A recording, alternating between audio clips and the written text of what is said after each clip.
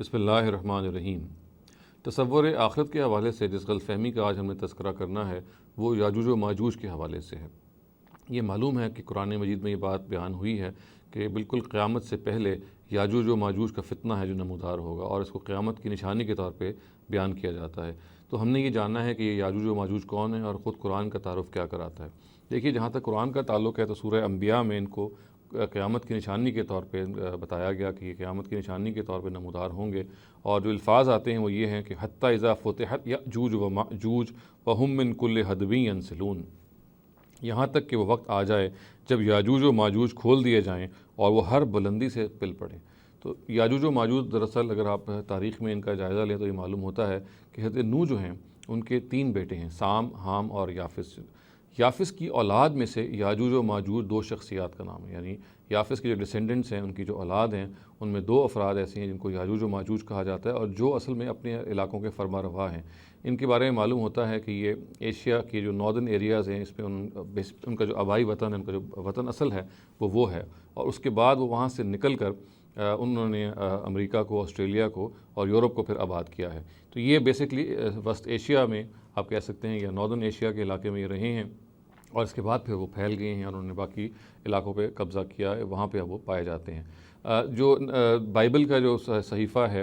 حزقیل، اس میں یہ بتایا جاتا ہے کہ وہ روس، ماسک اور طبالسک کے جو علاقے ہیں ان کے یہ فرما روا ہیں، ان کے یہ لیڈر ہیں، ان کے یہ چیفز تھے۔ اور یہ جو صحیفہ حزقیل میں جو علاقے گنوائے گئے ہیں جن کے یہ فرما روا ہیں، ان کی تفصیل کچھ اس طرح سے ہے۔ یہ حزقیل کا جو صحیفہ میں جو چیپٹر نمبر 38 ہے، اس کی پہلی دوسری آیات یہ کہتی ہیں، اور خداوند کا کلام مجھ پر نازل ہوا کہ اے آدم زاد، جوج کی طرف جو ماجوج کی سرزمین کا ہے اور روش اور مسک اور توبل کا فرما روا ہے، متوجہ ہو اور اس کے خلاف نبوت کر۔ اسی طرح سے چیپٹر نمبر 39 میں جو الفاظ آتے ہیں وہ یہ ہے، پس اے آدم زاد، تو جوج کے خلاف نبوت کر اور کہہ خداوند خدا یوں فرماتا ہے،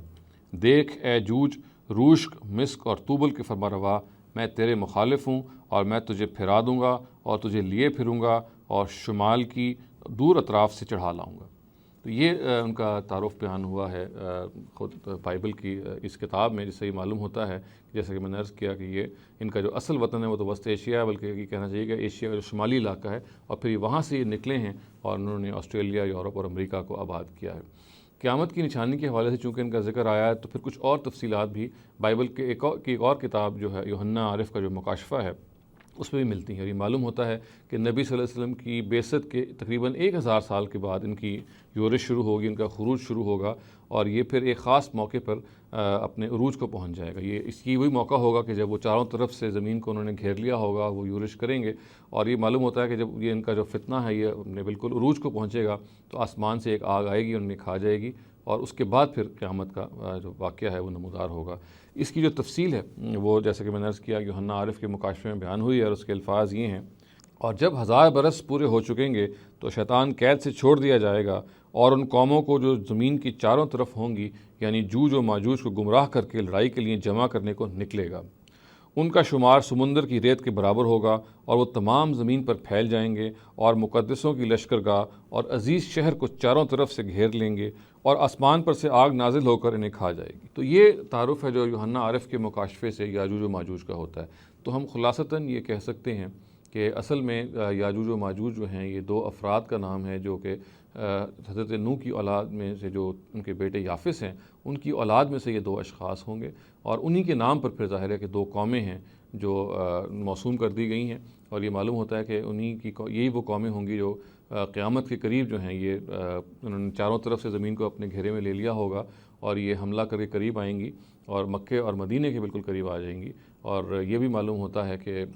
ایک آگ ہے جو نمودار ہوگی اور ان کو پھر کھا جائے گی، اور اس کے بعد پھر قیامت کا زلزلہ نمودار ہوگا۔ اقول قولی ھذا واستغفر اللہ لی ولکم ولسائر المسلمین والمسلمات۔